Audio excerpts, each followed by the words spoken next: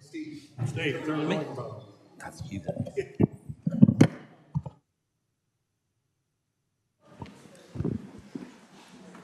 Good evening, everybody, and welcome to this meeting of Dorset Council today, the 15th of May, 2025.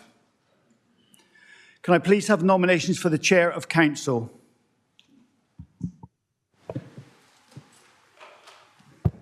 Thank you, Vice Chair. I'd like to nominate Councillor Stella Jones for Chair of Council for this year. Thank you, Councillor. Do I have a seconder, please? Councillor Rob Hughes. Good evening, Chair. Good evening, members. I'd like to second that appointment, please. Thank you very much. Do we have any other nominations? Thank you. Then I duly declare that Councillor Stella Jones is elected as Chair of this Council.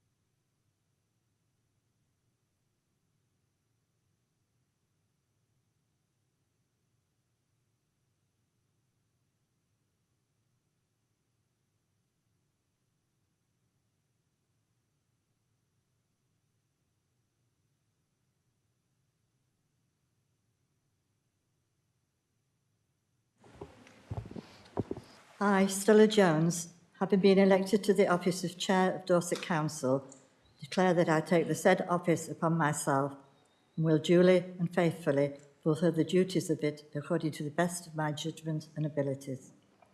I undertake to observe the code as to the conduct which is expected of councillors of Dorset Council. Congratulations. Thank you.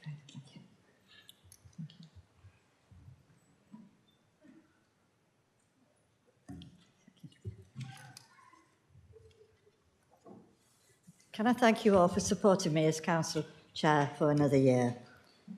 It's great to have all the council events that I've been to as representing the council. Things such as planting trees, royal visits, working with the Youth Council, going to citizenships ceremonies, but most of all, just visiting all the other parts of Dorset, the villages and the towns. And I've really enjoyed it, and thank you for supporting me again. But I'd especially like to thank my Vice Chair, Les, for all the work and help he has given me during the year. And Val Apothecary as well for her assistance during the year. And now, as I'm back in post, I think I'd better get on with chairing the meeting, as we've got a very long agenda tonight. So the next item is the election of Vice Chair. Do we have any nominations? Councillor Lacey? Thank you, Chairman. I'd love to nominate Councillor Les Fry. Is there a seconder for that? Sir Hughes? So I would like to second Councillor Les Fry for Vice Chair. Thank you. Are there any more nominations? No. Well, congratulations, Councillor Fry.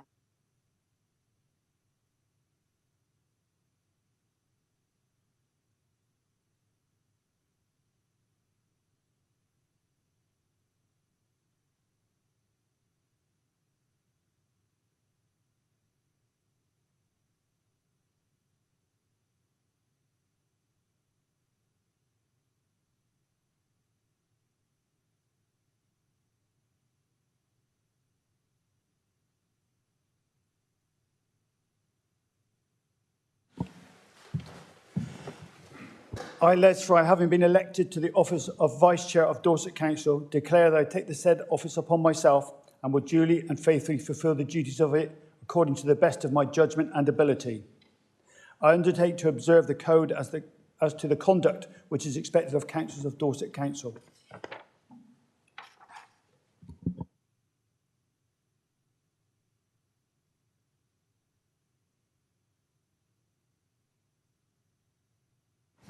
Thank you all for electing me. I really appreciate it. For me, it's a huge honour to be in this position. Really enjoy supporting our chair, Councillor Stella Jones. It really is an honour to be in this position, so thank you very much. It is appreciated.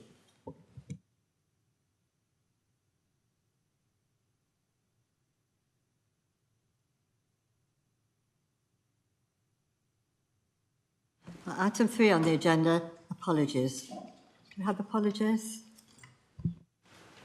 Apologies for absence have been received from Councillor Andy Skeets, Councillor Gary Suttle, Councillor Richard Crabb, Councillor Val Pothecary, Councillor Jindy Atwell, Councillor Emma Parker, Councillor Rory Major and Councillor Belinda Rideout. Thank you. Item 4, minutes. If there are no matters arising of accuracy, are you happy that I sign the minutes of the last council meeting? All those, thank you very much.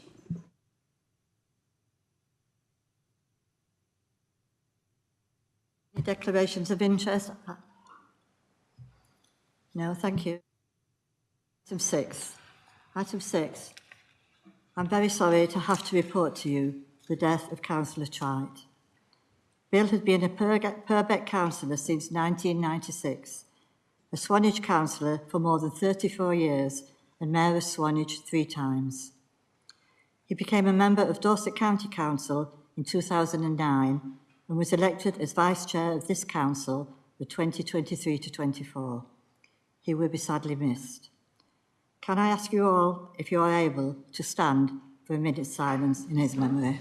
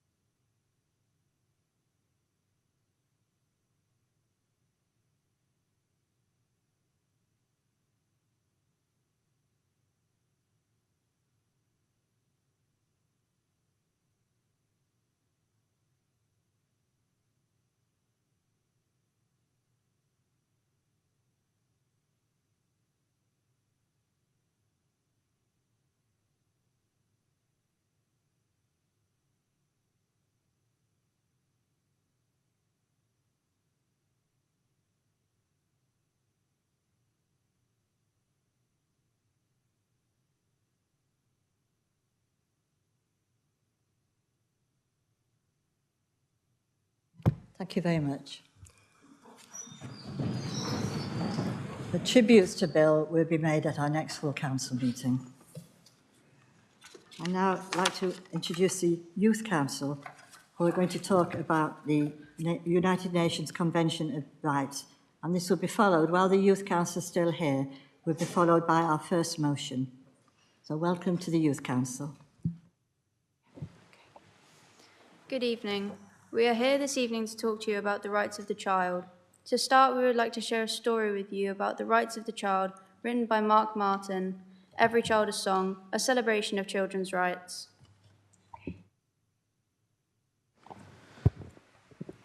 When you were born, a song began. Sometimes it didn't sound much like a song, sometimes no one could hear it, but it was there in every heartbeat, every breath, tiny, fragile and unique, a melody the world had never heard before. It needed love to help it grow, to keep it sheltered and protected.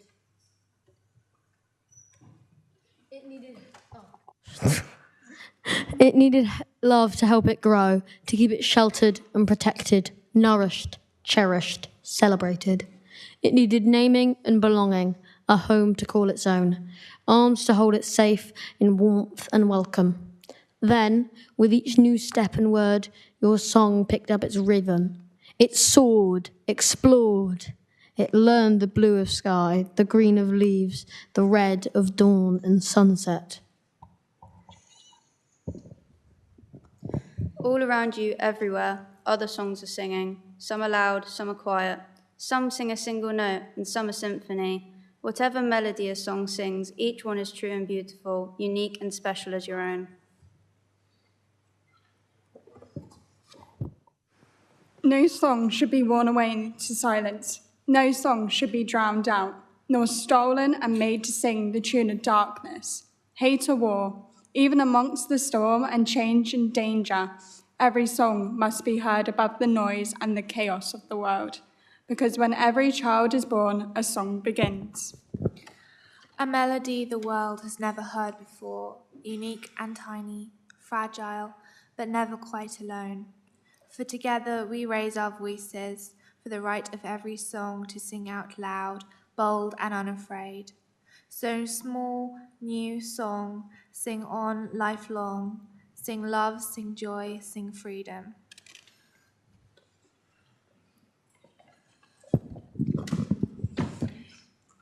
In 2022, the Youth Endowments Fund second annual Children, Violence and Vulnerability report, they reported that 40% of teens had been a victim or witness of violence in the last 12 months.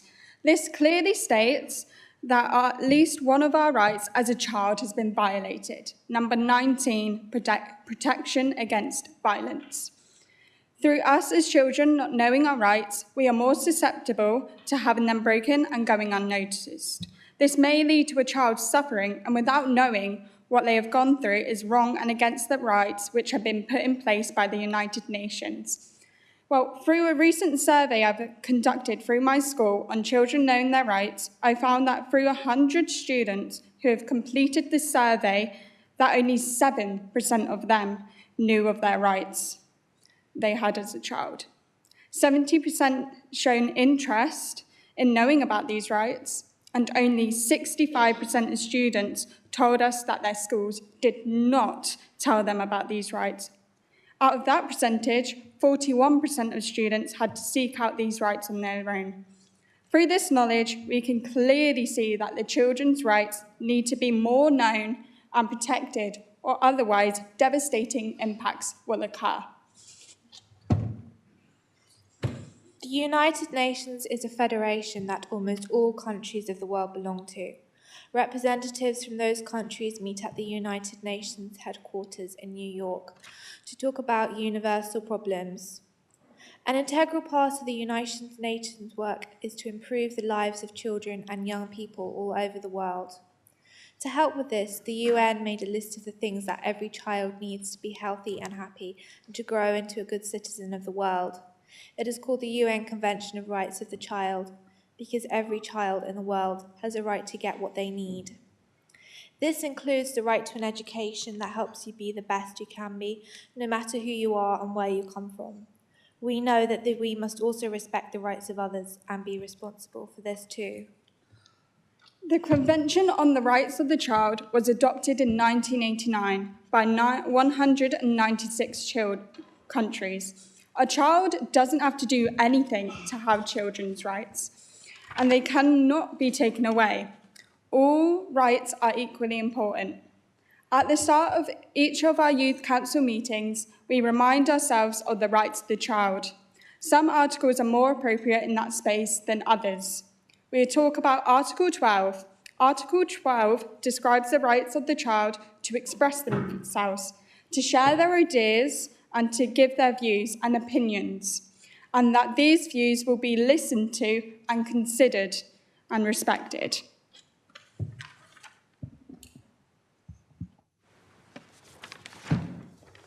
We also talk about Article 2, which reminds us about non-discrimination, and Article 3, the best interests of the child. We feel the rights of the child are important to help to improve the participation of young people in a genuine and engaging way, locally, nationally, and globally. On Tuesday, we held our Dorchester Youth Council meeting and invited members of Portland, Dorchester, and Weymouth Youth Council. We talked about the importance of having the rights of the child for young people locally, but also globally. We looked at the 42 articles and decided for each of us which we felt were important at that time. We found that articles related to keeping children safe, protected from harm, violence and exploitation were highlighted in the group. We also found having access to education, food, clothing, and a safe home were highlighted. Words that kept being repeated, included included safety, protection, support, fairness, inclusion. No single article stood out for us because we believe all the articles to be important at different times and in different ways for each of us. We all agreed that the rights of the child are important and more emphasis should be placed on the articles. Our government and council are responsible for protecting our rights. As duty bearers, when people should make decisions in the council, decision makers should remember that children have rights and they should think about us and how their decisions impact us. The rights allow us to speak up so that together we do better and everyone can grow up with a song in their heart. We welcome this motion this evening. Thank you very much.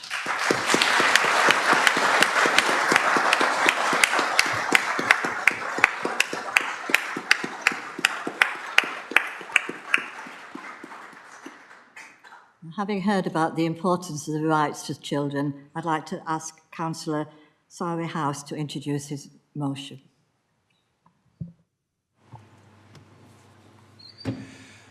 Thank you, Madam Chair. After having heard the voice of our young people, what else can we say? Can I first thank the Chair for accommodation of this motion at this point in the agenda, enabling our young people to witness our commitment to them, and I'm very grateful. I would also like to congratulate our Executive Director for People and Children, Paul Dempsey, and the Cabinet Member for Children's Services and Education and Skills, Councillor Claire Sutton, and all the team across Children's Services and Education for their tremendous and well-deserved recent Ofsted report. In a challenging landscape, this is real testament to their commitment, professionalism, and resilience for our children and young people. Very well done. Children are not just our future, they are our present. Their voices, needs, and rights must be at the heart of decisions we make as a council, a community, and a society.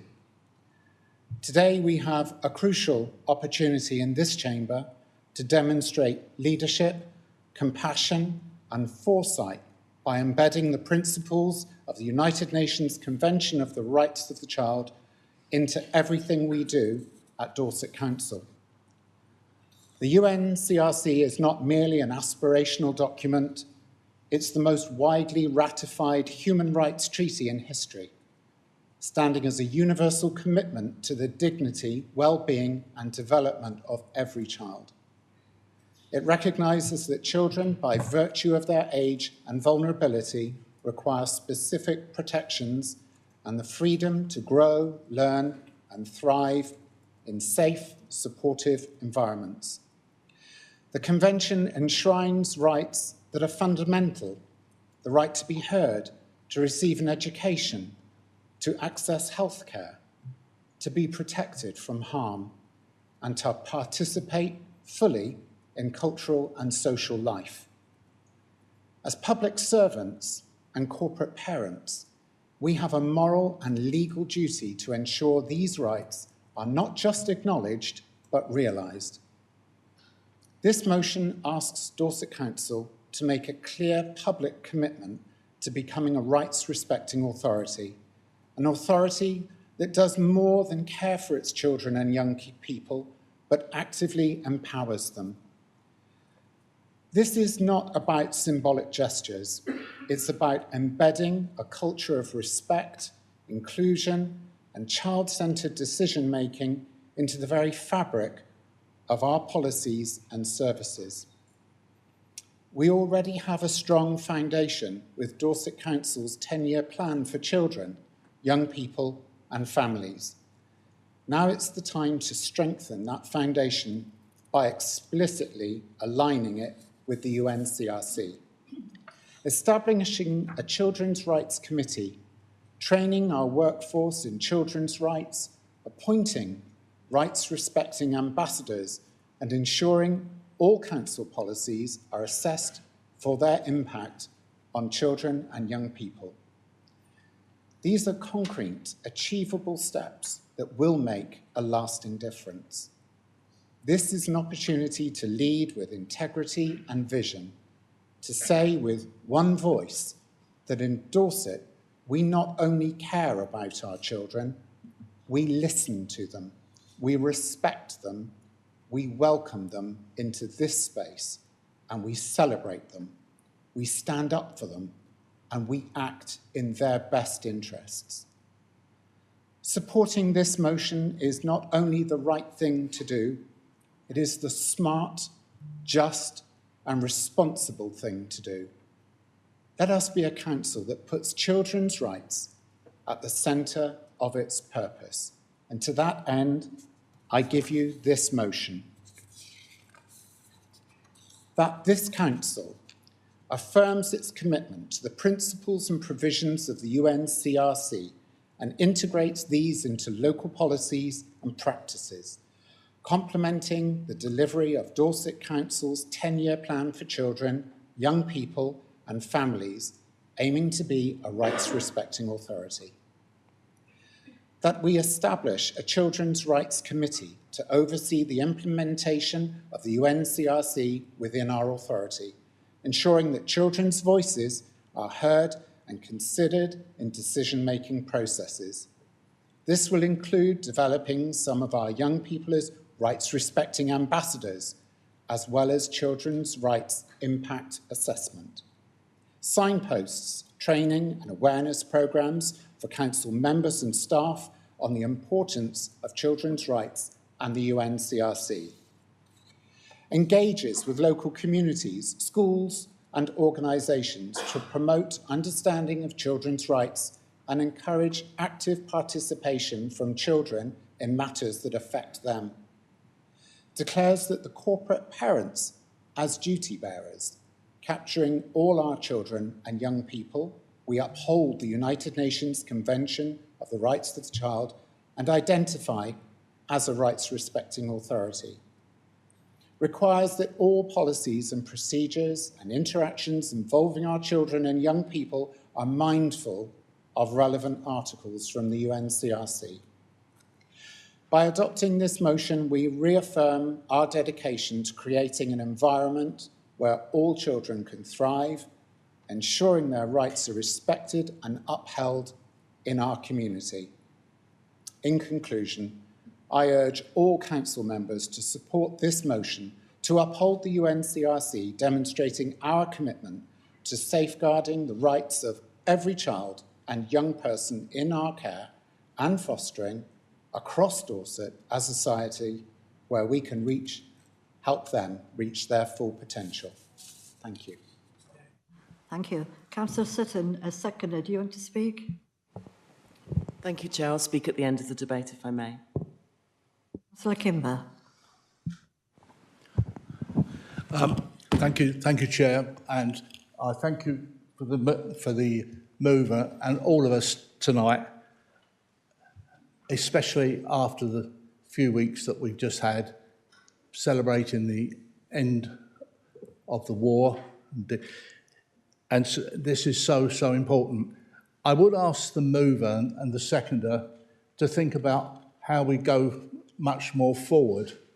I know in Weymouth and Portland we planted a tree for the United Nations Association, and every year we had a celebration around that tree for international understanding. So it's a request from me, if the mover and the second would accept that we need to go much further and out to win hearts and minds. Thank you. I'm sure the proposer and seconder will accept that, but I'll talk to them later. Now, Councillor Coombs. Thank you very much, Madam Chairman. I will be speaking in support of this motion this evening. It is encouraging to note that the perspectives of children and young people are being increasingly considered, which I think can be attributed in part to the legacy of Theresa Levy. This development is particularly relevant to the ongoing inquiry into EHCPs that the People in Health Scrutiny are currently undertaking. Regrettably, there had been no prior suggestion from Children's Services to include young people's input as part of this inquiry. To provide some context, back in 2004, our predecessor council, the former Dorset County Council, adopted the UNCRC and became a rights-respecting council, including Here by Right. These commitments should have been carried forward with other existing policies that were rolled over following the local government reorganisation in 2019. It is concerning that this commitment has diminished over time. Of greater concern is the persistent systemic failure to permanently embed learning within our services. Moreover, there is no robust system in place to ensure such learning has been truly integrated. Despite these shortcomings, I will support this motion, ensuring that our young people have the opportunity to express their views. That is fundamental. But it is also important to remember that with rights come responsibility. You have a right, but you have a responsibility to ensure that other people have those rights too. Thank you, Chairman. Thank you. Anyone else like to speak before Councillor Sutton? Councillor Sutton. Thank you, Chair. Councillor Claire Sutton, Cabinet Member, Children's Services, Education and Skills. Ever since I was first elected, I've had a nagging concern that children and young people are not as much at the forefront of our collective minds as they should be. They don't email us about parking or planning issues, and they don't get to vote, do they? I believe that passing this motion will be a significant step towards putting them at the heart of all that we do. On Tuesday, I was privileged to attend a youth council session with around 25 young people, where we discussed the United Nations Convention on the Rights of the Child. I could talk about the contributions made by Councillor Kimber and Councillor Coombs. Councillor Kimber, we're listening. Councillor Coombs, I'm a little bit surprised, actually, by some of your comments, but we'll pick that up at another occasion. What I am going to do in the 2 minutes I've got left is amplify the inspiring voices that I heard on Tuesday evening. So on why Dorset Council should adopt this, one said, "It's our future. We'll be around much longer than you." Quite right too. Another said, if you don't make sure children's rights are known and respected, then who will? On which articles resonated most strongly with the young people in the room? One mentioned education, social and economic help and meeting basic needs. Another mentioned health, disability and privacy, reflecting on a Portland close-knit community perspective. Another one referenced protection from sexual abuse, from violence and from child trafficking. So some took a personal or localised approach. Others took a societal or even a global approach, but all felt this was really important.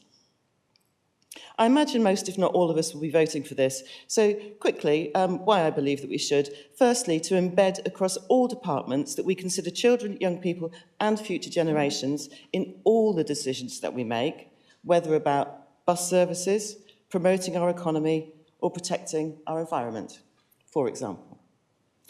Secondly, in uncertain times, thinking global but acting local feels more important than ever. And above all, perhaps, it's easy for us lot to say things like, oh, we must hear and respond to the voices of our children and young people. Words. But we've heard from Dorset and our other youth councils. So let's show them and all our children that we really are listening to you. Thank you. Thank you.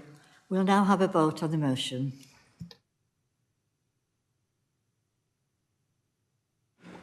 Members, the vote is now open.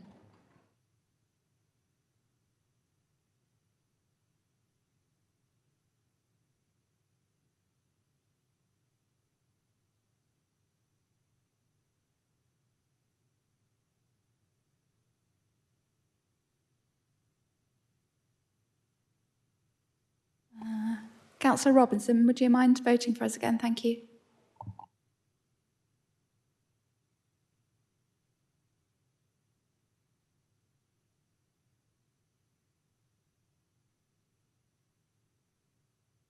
Thank you, members. And the results of the vote are 70 in favour. The motion is therefore carried. Thank you.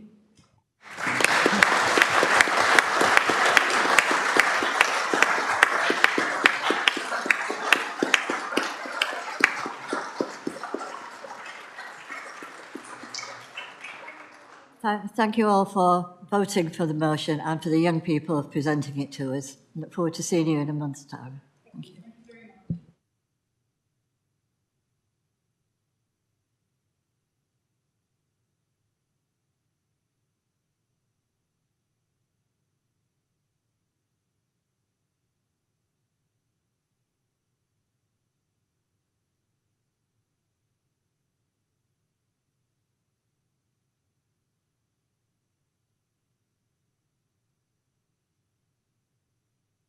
And now we move on to item 8, the election of leader. Can I have nominations for the leader of council? Thank you, Councillor Beer.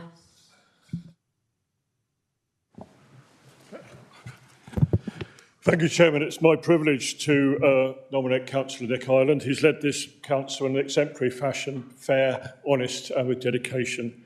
He's gained the respect of people not just in this chamber, but across the county and beyond. Thank you. I'd ask if there is a second for that motion. Thank you, Councillor Baum.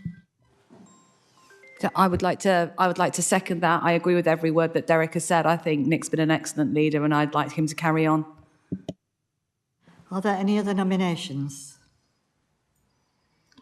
Can I therefore propose that Councillor Nick is leader of the council? Would you like to say a few words?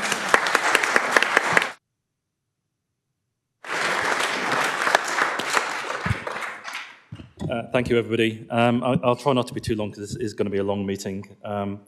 Just before I start on the cabinet positions, Councillor Sari House has already stolen over my thunder, but I think it's worth again reiterating how outstanding, literally, the result from Ofsted was for our children's services under the guidance of Paul Dempsey, and I think they deserve a round of applause.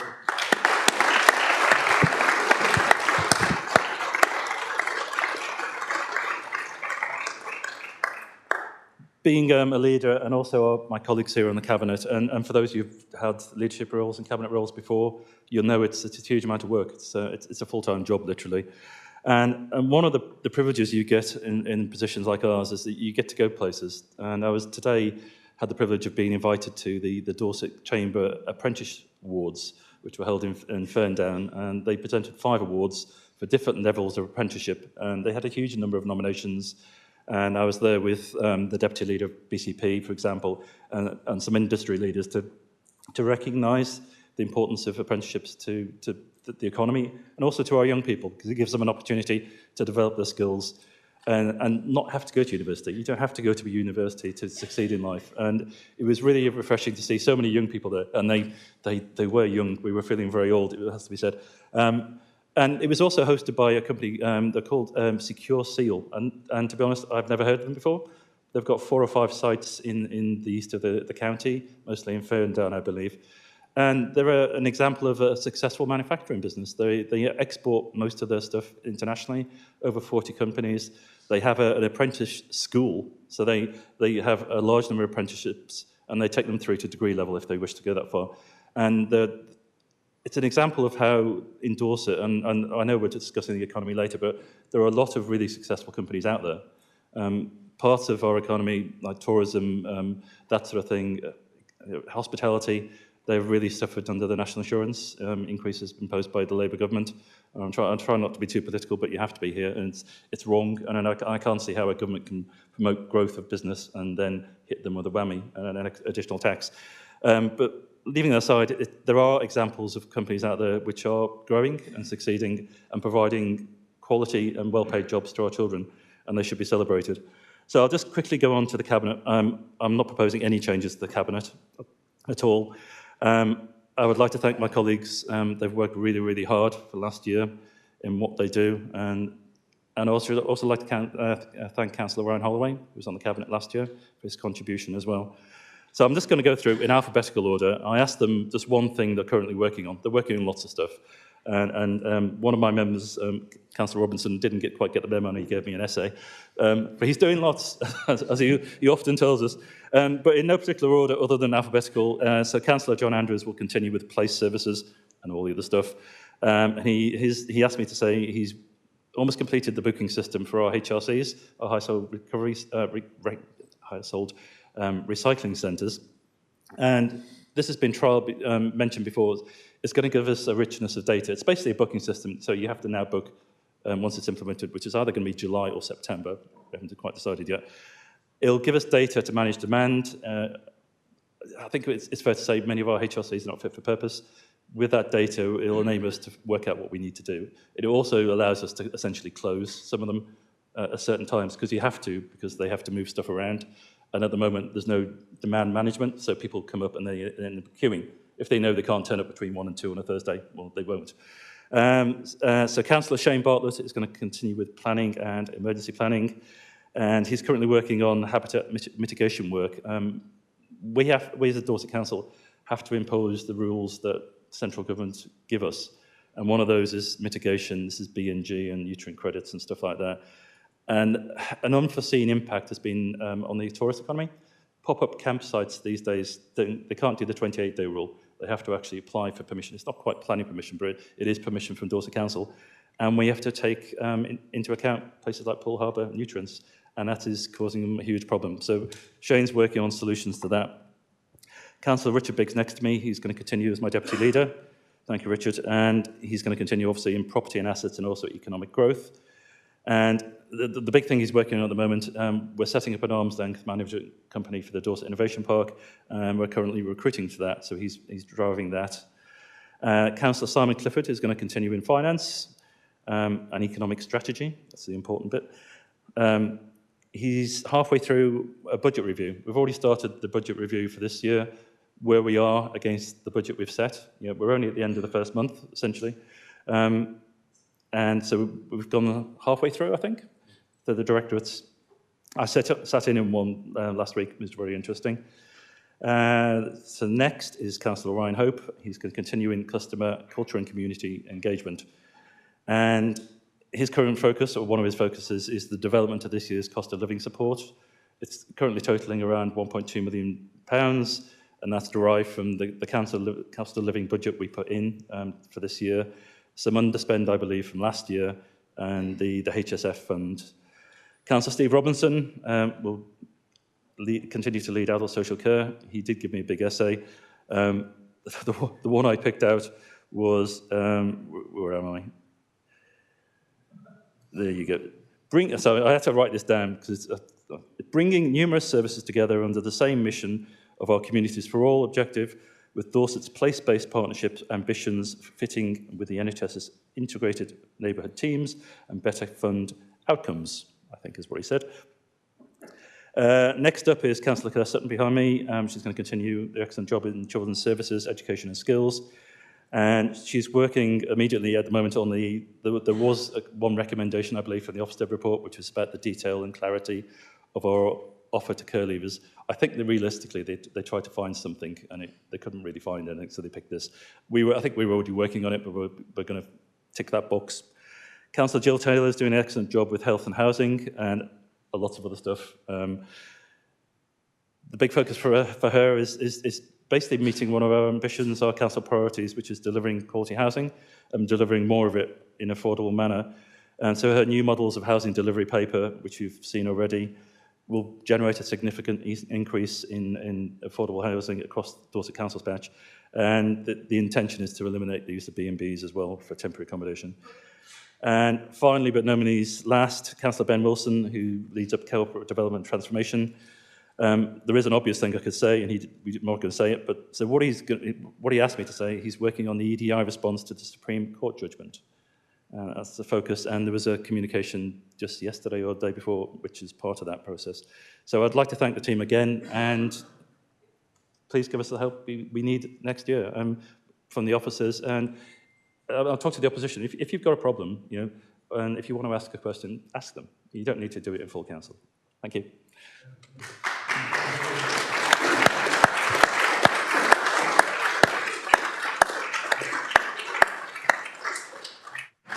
Thank you, Councillor Ireland. Now, on item 10, do you want to say anything else, or have you covered it? Any questions then from councillors? Councillor Parry. Thank you, Chair. Councillor Andrew Parry, Leader of the Conservative Group and Ward Member for West Parley. Madam Chairman, may I congratulate you, of course, on your own re-election to the Chair. And I know you served our council very diligently in the last year, and I was very pleased to be able to join you at the VE Day commemorations at Swanage, and thank you for ensuring that service did our veterans proud. We remembered them well, and we celebrated, of course, the freedoms that were brought to us from those troubled times. I know that, and I must also congratulate the leader on his re-election to lead the council in the coming year, which I know will present various financial challenges. Of course, one of the key roles that he has spelt out to us in the last year is the need for us to work closely with the town and parish councils, of which he's engaged in a number. And I know he would want to take the opportunity with joining me today, for example, congratulating Councillor Flower on his recent election as the new Mayor of Verwood, or indeed Councillor Weller has been reappointed as a Deputy Leader for Weymouth Town Council. I understand that was hotly debated last night. But the role of the town and parish councils, and my own parish include this, is they would really like to see in the coming year the expectations from this council and this administration in the roles and responsibilities that you think will be could be devolved to them, and how, of course, those would be funded. Are you is this an opportunity for you to perhaps give us a broad outline of your thinking in that area? Thank you. That wasn't actually a question on what the leader said, but I'm sure he'll reply to you. I'm sure Councillor Hope can brief you more fully, but yes, it is a priority for us. I was at Wimborne Town Council on Tuesday night as part of my tour around the county, and they are really keen, most councils, to take on extra services where they think they can. We are developing a strategy, a community strategy. There's been a paper recently from 2 academics through the DAPTC, which is informing that. And yeah, we're also conscious that if we want to go down a double devolution route, we need to give notice. And so if a town council wants to take on something, they need to know sooner rather than later, because they've got budgets to set as well. So if, for example, they want to take over the running of a toilet somewhere, they need to know that they can fund it. Bottom line is, and Dorset Council isn't going to give a set of toilets and then fund it indefinitely. There may be some sort of diary perhaps, but if they want to take it over, we will let them. And we're working on also with the assets department. So Councillor Biggs, we're looking to invest more in that and provide more resource so these things go through a lot quicker. So we're conscious, and in fact it's on the agenda for my meeting with the Chief Exec on Monday, is to make sure that in our own process we are telling towns and parishes, September, July, August, September, so they can make plans to actually implement what they want to take from us, basically. Thank you. Are there any more questions on what the leader actually said in his report? Councillor Weller. Thank you very much, Madam Chairman.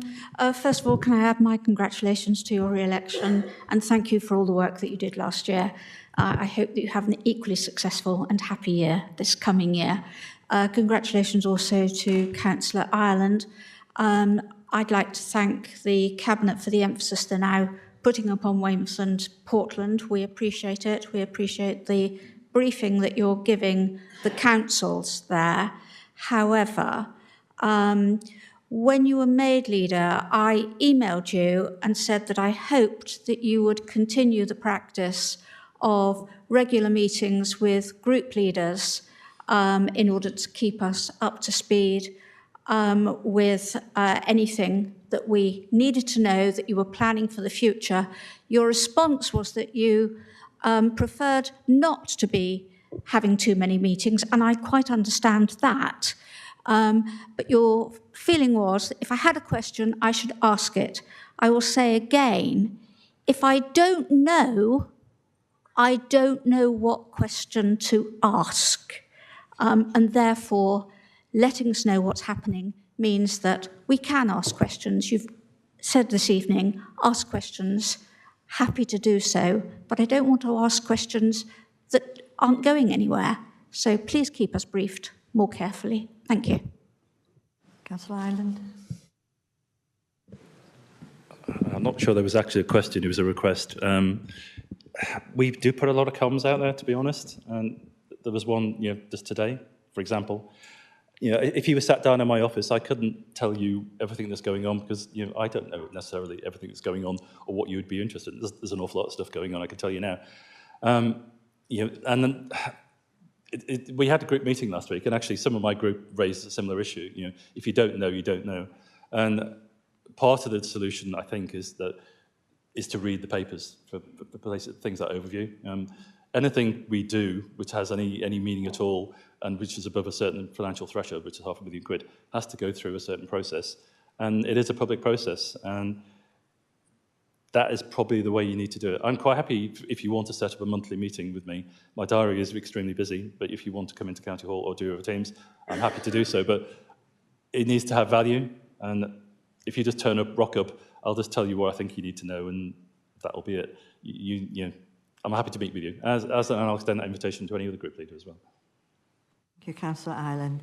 I think now, Councillor. Thank you very much, Chair. As Deputy Leader of the Independents, I would also like to stand up tonight and pass on my congratulations to your good self, Councillor Fry for being the Deputy Chair once again, and to Councillor Ireland, along with all his team in the Cabinet, who have worked hard over the last 12 months, and we all appreciate that you have put in a good effort, and it's difficult. We know there are financial issues all around us, but you've done a great job. I thank you. The officers that you've worked with, I'd like to thank them as well as an independent councillor this evening. Thank you. Thank you. Councillor Gibson. Chairman, thank you very much. Councillor Byron Quayle, Blandford Forum. I just wanted to touch on a point that was raised from the leader about children's services. Of course, it's fantastic that children's services have got this outstanding. It's good news for the council, but it's even better news for the young people in Dorset, and that's what really matters. I'd also like to just pay tribute to Teresa Levy and Councillor Andrew Parry, because it was many years worth of work that we've driven to get children's services to this place. It doesn't just turn on overnight. And all the staff and all the officers who have worked towards that. One thing I did take slight exception to from the leader was the point he made about, I think he said, clarity and accessibility, and that Ofsted were just trying to find something.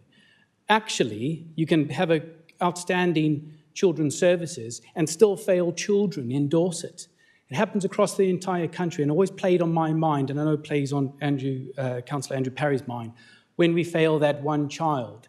And unfortunately, this council does fail children. Can I ask you what your question is to the leader? One failure is not an outstanding, in my opinion. However, if I will be driven to a question, how will Dorset ensure all care leavers, not just those who actively engage, are fully informed of their rights and support all the options that are available to them? Because we don't currently do that. Councillor Ireland. I don't really think I can answer that question. It's not in my realm.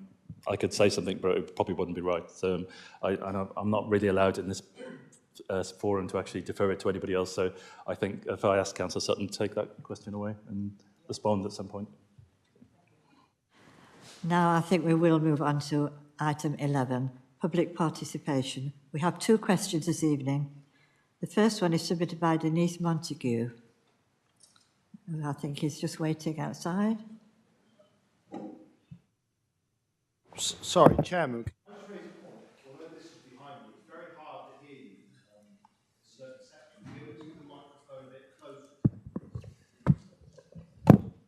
Okay.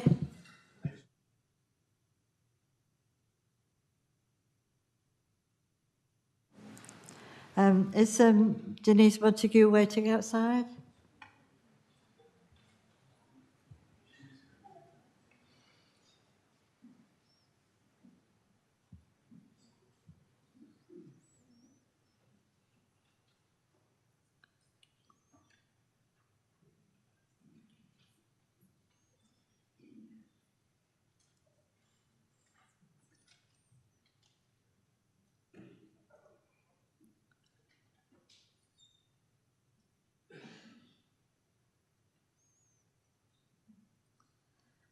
Welcome, Denise. Are you ready to ask your question? Blandford Hedgehog Group, together with others, have been striving for several years to get the Department for Transport small mammal hedgehog triangular reflective signs approved and erected at identified black spots of hedgehog fatalities in and around Blandford conurbation. We have provided details of locations with GPS and what three-word references. We have met with Councillor Byron Quell and emailed Councillor John Andrews on the 7th of March, asking to meet to discuss a mutual way forward. To date, we've had no response. In December 2023, the Secretary of State gave permission to councils for small wild animal signs. Other councils have erected these signs, but we don't have details of processes or costs. Currently, DC want £300 per application from each parish. At a meeting with Dorset Highways Technical Officer on the 13th of March, he said no signs could be fixed to existing MPH poles, as it could cause confusion to drivers and wind resistance issues. Signs need a BS kite mark. Sites need to be approved by DC. DC would charge per sign £249 on soft verge and £400 on hard standing. Maintenance would fall onto each parish. Surely poles with a single MPH sign should be robust enough to take an extra warning sign with no problems and help to enforce the reason why speed limits are in force. In Dorset Council News, Winter 2024, page 10, DC states that they need to create, improve and connect spaces for nature to help recover habitats and protect our wildlife. Dorset Countryside Newsletter, 1st of March, encourages World Wildlife Day and supporting hedgehogs. Where are the actions? An article in the Bridport News, 11th of December 2024, reported of animal warning signs to appear along Dorset roads, an experiment in the Lyme Regis area, and DC's decision to declare a nature emergency. A statement from Councillor John Andrews seemed to support this. I emailed to ask where these signs were. Response was in Talbot Road, DT7 3BA. When I asked at the meeting with DC Highways Technical Officer, he told me that they'd been put up illegally. An email to Head of Highways and Councillor John Andrews to clarify received no response. Blandford Hedgehog Group have quotes for signs from Dorset Signs Limited and are willing to fund the purchase, erection of signs from them. They, I believe, have supplied DC with other signs for many years. They are currently waiting for approval of the BS kite mark.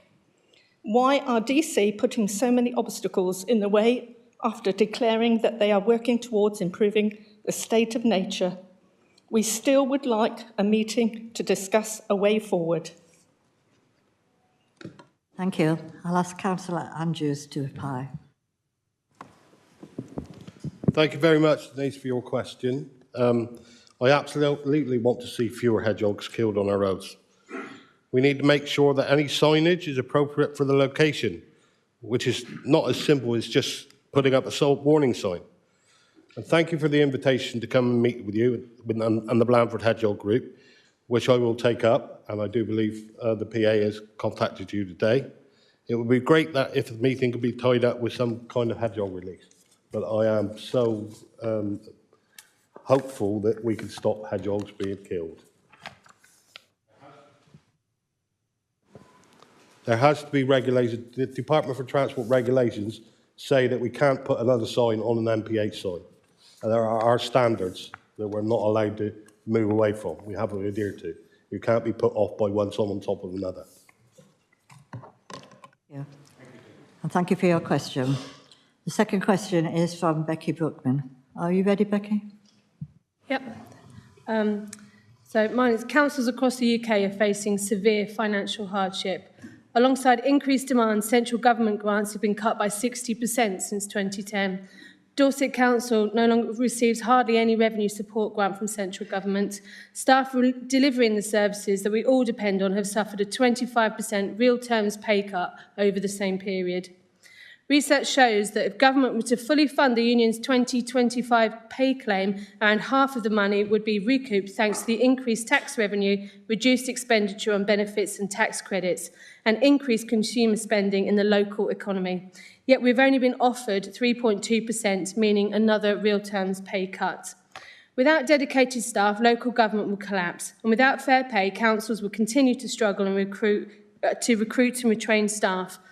Across the UK, 900,000 jobs have been lost in local government since June 2010, a reduction of more than 30%. At Dorset Council, we have seen cuts upon cuts, restructure after restructure, due to the lack of central government funding from this and the previous government. Staff will shortly be going through one of the biggest cuts to jobs since the creation of Dorset Council, with our future councils proposing to cut hundreds of jobs over the next 3 years. Beginning this summer, staff have been cut to the bone. They are doing their best to plug a hole not of their making, which has resulted in work-related stress being at an all-time high.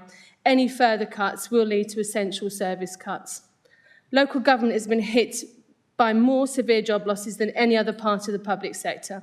There has been a disproportionate impact on women, with women making up 3/4 of local government workforce. Without proper funding, our vital local public services will be lost. Will councillors show support for Unison's 2025 pay claim and jointly call on central government with Unison to fully fund local councils, including this year's pay claim? Thank you for the question. We'll ask Councillor Wilson to reply. Councillor Ben Wilson, portfolio holder for corporate development and transformation. Thank you for your question. The council acknowledges the funding challenges that you have highlighted, which is why we continue to lobby for fairer funding directly and through our local MPs at a national level. We also recognise the importance of our workforce and value the significant contribution that they make to the delivery of high-quality services to the residents of Dorset. The current offer of 3.2% has been put forward by the national employers following extensive consultation with the councils across England. The current offer is already above what has been budgeted and will result in a pull on our contingency fund. That said, Dorset Council continues to be committed to national pay bargaining, and we will ensure that if there is a further increase, this will be funded and the increase will be passed on to our workforce in full. We will continue to use the routes we have to press for better funding, but we do not support any specific lobbying for an increase in funding aligned with Unison's pay claim. Thank you. Thank you, and thank you for your question, Becky. Now, tonight we have two deputations. The deputations have up to 5 minutes to present their case. And the first one is about the pension fund investments. So I'd like to invite Robert Ferguson, Miss Lisa Greela-Moosley to come forward.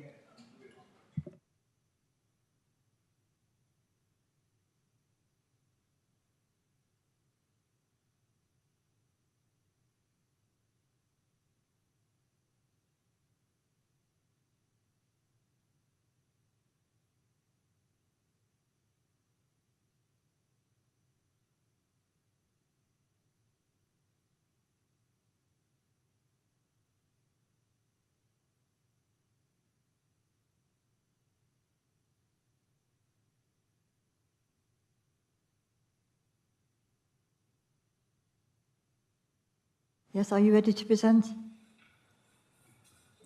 think you're going to go first, Rob, are you?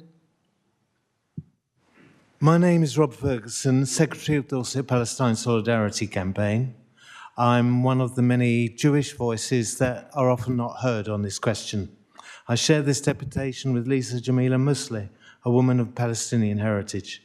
The International Court of Justice has ruled that there is a plausible case of genocide against Israel. In truth, genocide is in plain sight, live-streamed. A rising number of Jewish Holocaust historians of international renown, including Israeli, have deemed Israel to be committing genocide in Gaza.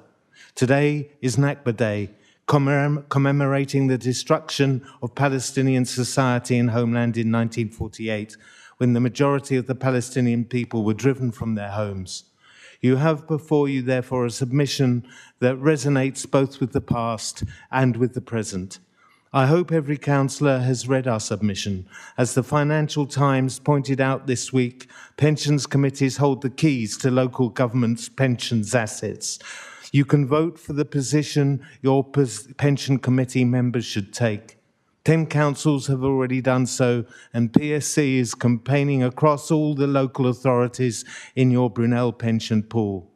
Dorset Pension Fund complicit investments total £174 million across 71 companies, including BAE Systems, who supply components to combat aircraft, munitions, missile launching kits and armoured vehicles to Israel. Caterpillar, who supply D9 bulldozers used to demolish Palestinian homes, schools and villages. In companies who manufacture components for bombs, drones and F-35 jets.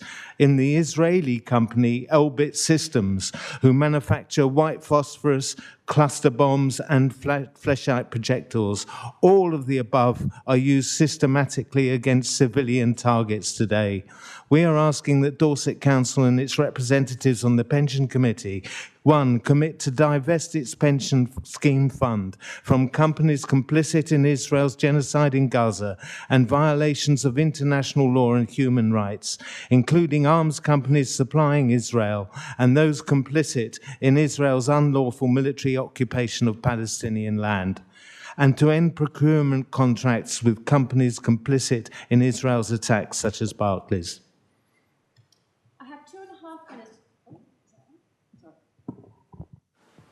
Sorry. I have 2.5 minutes to demonstrate the cruelty Israel has inflicted on over 14 million Palestinians, half of whom have already been ethnically cleansed from their land, 4 million living under military occupation in the West Bank, and 2 million facing genocide in Gaza. So which story do I choose? Dr. Al-Bersh, held for 4 months without charge in an Israeli detention center before he was tortured to death. 6-year-old Hind Rajab waiting for hours for the paramedics to save her. They never arrived. They were killed. The 8-year-old boy who walked into a hospital and when asked, "What's in your backpack?" replied, "The body parts of my little brother." Maybe the 3 British aid workers, John, James, targeted one by Israeli drones.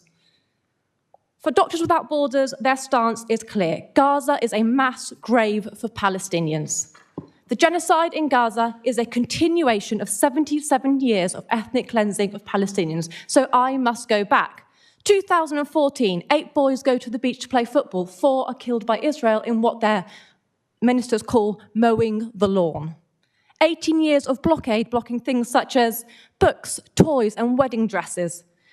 How Euromed put it, the strategy of suffocation and isolation. Maybe my aunt, 12 years old in 1948, living with her family in the hills of Jerusalem in Enkarim, ethnically cleansed and never able to return. Maybe my own story, travelling with my white mum and my British passport to Palestine and Israel. I could go into Jerusalem where my father could not. Despite his British passport, his brown skin was enough to bar him. Maybe the fact that I was actually quite happy he wasn't there, as an Israeli soldier stands there screaming at my mother and another one films it, getting joy out of their humiliation. I have run out, and I knew I would because 2.5 minutes is not enough time to tell you about the persecution of Palestinians and the violence in Gaza today. So I will leave you with this.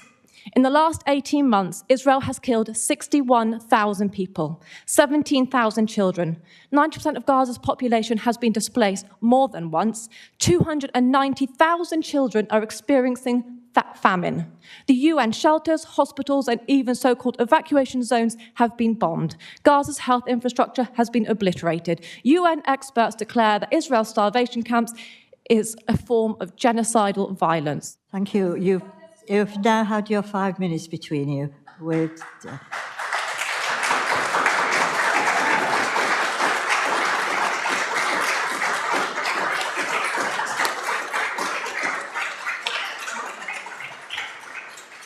Thank you for bringing the deputation to us. And now I ask Councillor Canning to reply.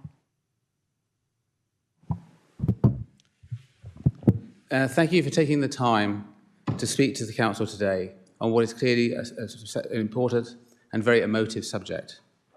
I'm sure all members of the Council deplore the loss of life resulting from the conflict and all the other many conflicts around the world that are going on today. Dorset Council has delegated its responsibilities as a local government pension scheme administrating authority to a pension fund committee, in common with most other local authorities in this country. You raise very valid concerns that the pension fund committee will need to consider when it next meets on the 24th of June. The primary duty owed by the committee to our scheme members and their employers is to ensure that their contributions to the pension fund are invested appropriately and invested wisely. Our objective is to make sure that pensions are covered properly and invested appropriately. Every pound we choose to invest is a pound less somewhere else. The committee can, however, make decisions for non-financial reasons if we are satisfied that two conditions are met.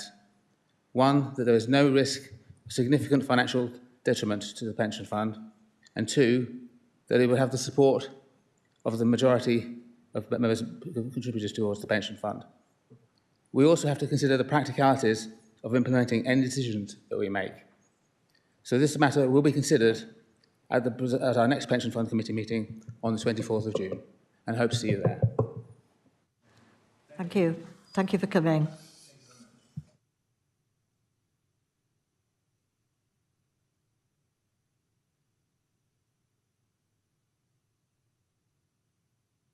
Our second deputation is about the Government Green Paper.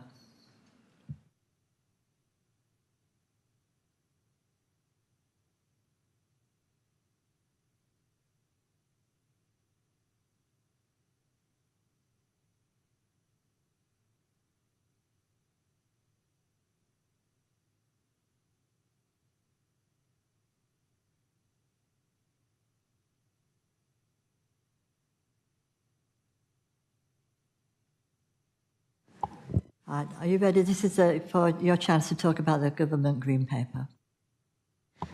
I'm Siobhan Lennon-Patience, and thank you, Council, for giving our deputation the opportunity to speak with you today. The issue. The Government's Green Paper, Pathways to Work, Reforming Benefits and Support to Get Britain Working, proposes cuts to benefits for people with disabilities. The impact of these cuts will increase demand on publicly funded social care, adding to pressure on Dorset Council's already stretched resources. We urge the Council and councillors to make representations to the Government consultation on the Green Paper. The Green Paper's main impact on social care costs will be through the people who currently use their personal independence payment or limited capability for work, work-related activity assessment or associated care element to fund their care. They are likely to turn to Dorset Council if they lose support. Also, people who currently use their support to stay active and independent are likely to experience a faster decline in health, which will increase the demand for adult social care. Alongside increased demand for publicly funded social care, people who lose protections and support connected either to PIP or LCWRA could become impacted by the benefit cap, face higher council tax reduction, lose carers allowance or carers entitlement element protections for caregivers, or lose protections from sanctions or protected pathways to debt enforcement. Councils are also concerned by the impact on clients currently receiving non-residential care, almost all of whom receive either PIP, daily living, or DLA care support. Some will continue to qualify for PIP due to the extent of their care needs, but local authorities will need to take a view on how to treat people who lose disability benefits in their charging policies. Other disabled people who move into employment could have higher incomes and yet make lower client contributions as earnings are fully disregarded, while benefit income is counted as part of the care assessment. Losing PIP will also affect housing stability. Currently, individuals with significant health conditions or disabilities that limit their ability to secure accommodation are given higher priority in homelessness assessments. Without PIP and LCWRA to demonstrate vulnerability, many claimants who become homeless may no longer be deemed a priority for housing assistance, leaving them at greater risk of prolonged homelessness. Many of those who lose PIP and who are not claiming universal credit will need the additional support to stay in their homes, again lowering the savings from reforms. So much of the support available to ill people is dependent on PIP or LCWRA as a marker of vulnerability and need, meaning that loss of entitlement will have far-reaching consequences for entire households.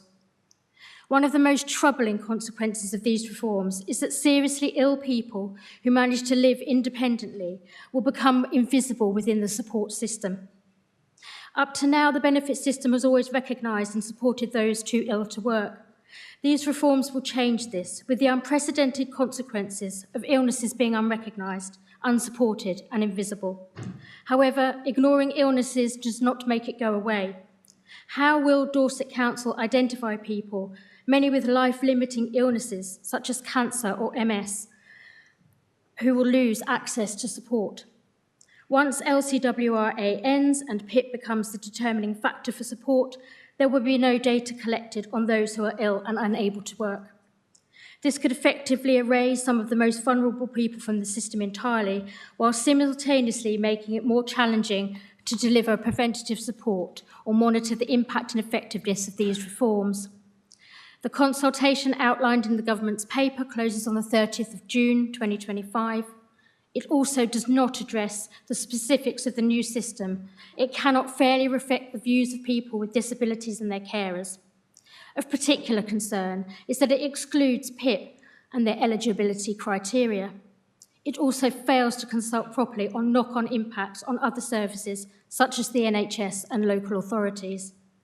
We therefore urge Dorset Council and councillors to firstly respond to the consultation, and secondly, publicly encourage disabled people in Dorset to use this consultation as the opportunity to express their concerns.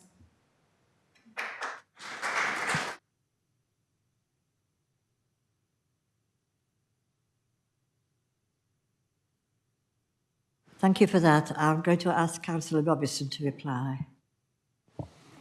Thank you. Thank you very much. Steve Robinson, portfolio holder for adult social care for Dorset. I've got a little prepared statement, but I just wanted to reflect on the strength of your argument and how maybe we all feel when people who are often at the lowest ebb in their lives have even more taken away. It makes me angry, and it makes me want to respond in a more vociferous way than I would normally write. However, this is what is written. Thank you for bringing this. It's important that we shine a light on this issue because it's going to have such a major impact on so many people, some of whom we don't even know yet, across Dorset. Dorset Council has long prided itself on having a strength-based approach. We look at people's strengths, not at their weaknesses, at their disabilities, to how we work with people in need of social care. This means that we recognise the value of promoting independence and supporting people to have the greatest choice and control that they can have over their lives. Now, employment can be a vital part of that for many people. Through the work that we're doing on day services, for example, we've said that we want future services to have an increased focus on work and skills where it is right for people. But that is the key question. Where is work right for people who have significant need of care and support in their lives? The Council currently arranges adult social care support for over 4,200 people, over 1,600 of whom are deemed to be of working age. Some of these self-fund their support on top of that number. We're very, very aware that many in this group will also receive benefits that are within the scope of the changes that are in this paper, alongside very many more who the Council currently does not support. And we acknowledge the anxiety and the concern that these people are feeling. as these changes are being discussed. Power is great, but when it's being used against you, it's terrible. So on those two specific asks, I absolutely agree that the Council has a powerful voice when it comes to raising awareness of the consultation and the value of local people and groups responding to it. We will use that voice where we can. Indeed, as we stand here now, I hope that people are encouraged to respond.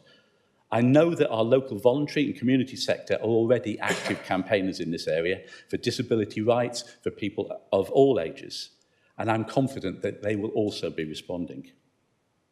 Also, drawing on the data that we already hold, the Council commits to adding its own voice to the consultation, and I've already asked officers to work collaboratively across adult social care, children's services, economic development and other relevant teams to coordinate such a response.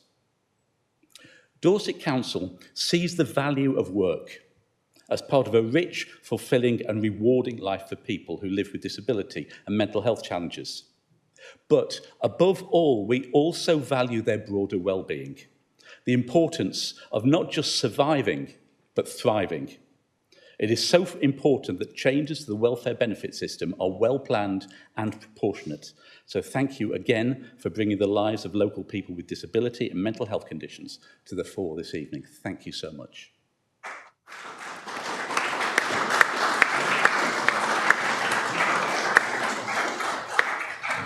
Yes, thank you for coming to talk to us.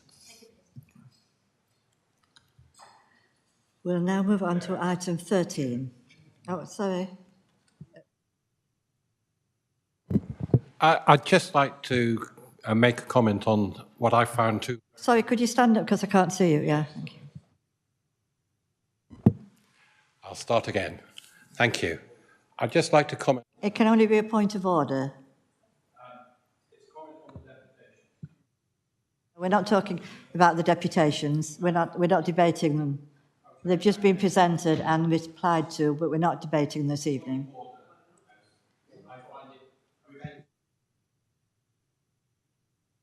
Now that, I'm sorry, that is not a point of order. Thank you.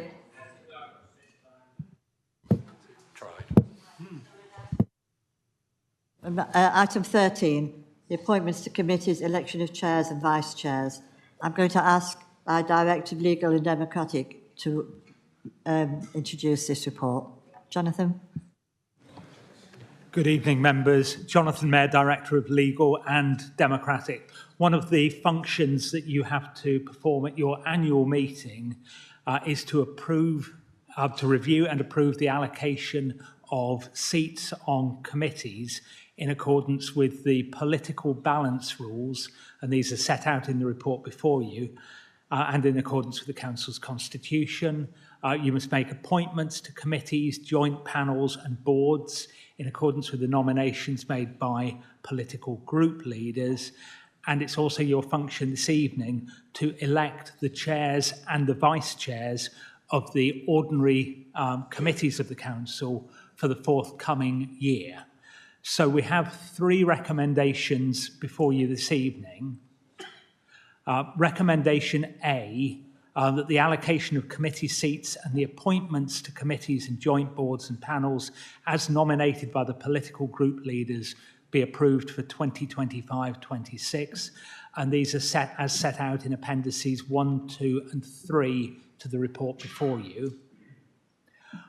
Second recommendation is that delegated authority should be given to me in consultation with the appropriate group leader, political group leader, to make in-year changes to committee, panel and board appointments.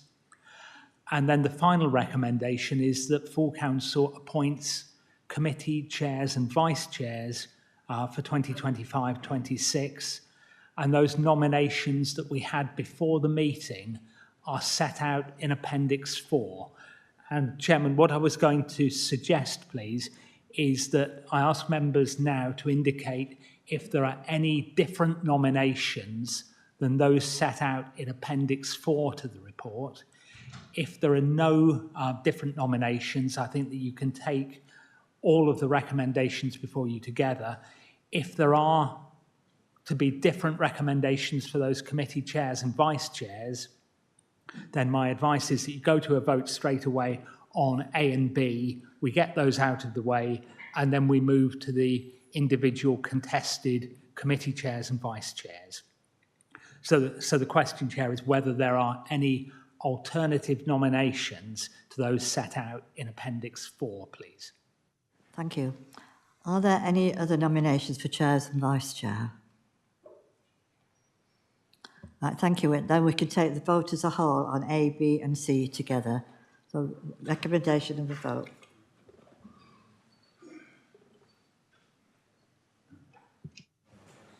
The vote is now open. Sorry, Chair, point of order. I don't believe anyone proposed or seconded that. So you're quite right. Who would like to propose this? Ireland. Who would like to second it? Councillor. The vote.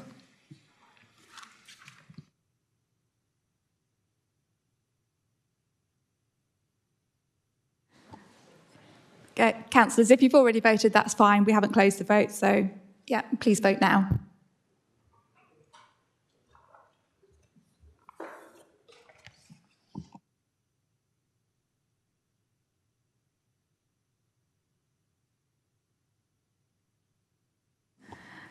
Councillor Ben Wilson, would you mind voting for me again, please?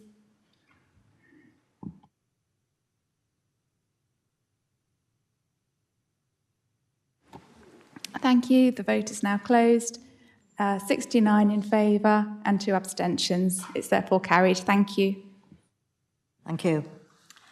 Now we move on to item 14, the Independent Remuneration Panel's report on members' allowance. Again, Jonathan will introduce this. Thank you, Chairman. I'm pleased to report the recommendations of your Independent Remuneration Panel. The details are set out in the report before you. A very brief introduction from me. Your last, the scheme of members' allowances was last reviewed in 2020.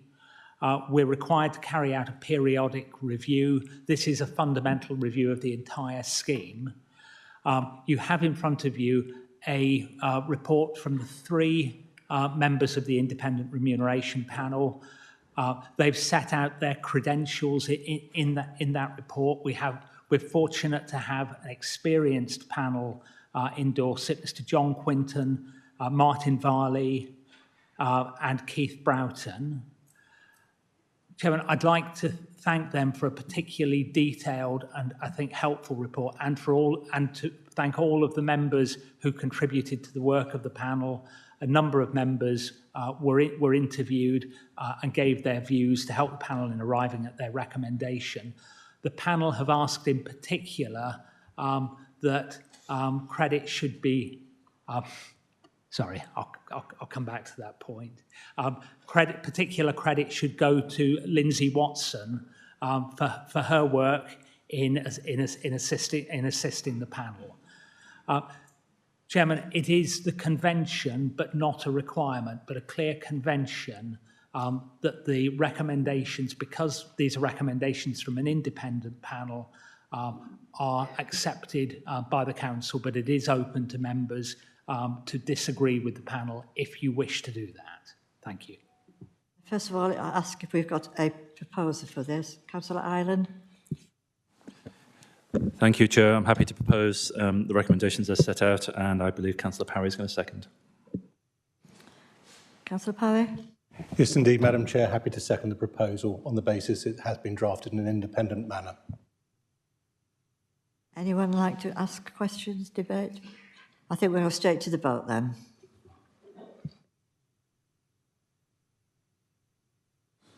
Okay, the vote is now open.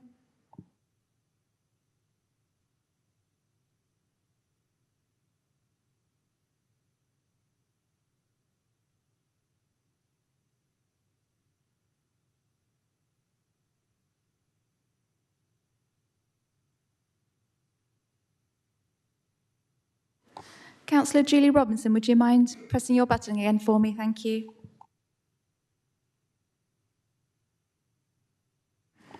Thank you. And the results of the vote are 66 in favour, 4 against, 1 abstention. It's therefore carried. Thank you. Thank you. Now, item 15, the notice of motion on an economic emergency. Councillor Simon Gibson. Thank you very much, Madam Chairman. Councillor Simon Gibson, representing Verwood and the Conservative Group Lead on the Economy. I'm delighted to present the motion before Council to declare an economic emergency. I won't read out the entirety of the motion and would prefer to speak at the end of the debate and instead ask my seconder, Councillor James Vitale, to kick us off. Thank you. Councillor Vitale. Thank you very much, Madam Chairman. Very pleased to speak in support of this motion and set out the case for it. I want to take councillors back to July last year and the debate on a nature emergency introduced by the Leader of the Council. On that occasion, Councillor Sutton spoke in support of declaring a nature emergency. And members may remember the case she made on that evening. She said, and I quote, "We know there's an emergency on this issue, we know what the numbers are, and we know that people care about this. I want to be a part of this motion," she continued, "not because we've got all the details, but because of the intention. Because this is really important, and we've got to crack on with it. We start with the intention, and then we flesh it out. Of course, there is more work to be done, but that doesn't stop us from voting this through now." I want to impress on councillors that everything that Councillor Sutton said in support of that motion is true of the motion before you this evening. We know there is urgency about the economic situation we presently find ourselves in. We know what the numbers are, and we know that people care immensely about this issue because it affects the pound in their pocket and in their family's pocket. The current level of economic stagnation is broadly unprecedented in recent history. In each decade after the Second World War, the economy grew by about 2%. But since 2008, we've grown at an average rate of just over 1%, 1.2%. And recently, we've been hovering just above 0% annual growth. Things have got worse lately. There was some temporary good news and respite today with the quarterly growth figures. Some members would have seen them. But the OBR and the Bank of England have both halved their growth forecast for the UK since the government's spring budget. We are going backwards on the economy. What does all of this mean in practice? It means reduced business confidence. It means fewer new businesses. Here in the southwest, the numbers of new incorporations fell by 13% in the 3 months to January of this year. In fact, the number of businesses in total in the southwest is shrinking. And if our businesses are not thriving, it means our workers can't thrive either. All of this, in turn, means reduced employment opportunities, fewer job vacancies and stagnant wages. And ultimately, it means higher tax rates to provide the revenue for our public services. Let's be under no illusions. This is an emergency. It is as urgent a situation as any other that we will confront as a council. Our economic stagnation means worse prospects for our young people. It means the pound in your pocket goes less far, and it means the quality of the public services we all use is deteriorating. The point of this motion this evening is to underline that this economic crisis is not something happening in London. It's not something happening in Birmingham. It's not something happening in our big economic centres. It's happening here in Dorset. And I've spoken to many businesses in the north of the county over the last year about the challenges that they are facing. The stories they relate to me, I'm sure members have heard similar stories in their own wards, are really, really worrying.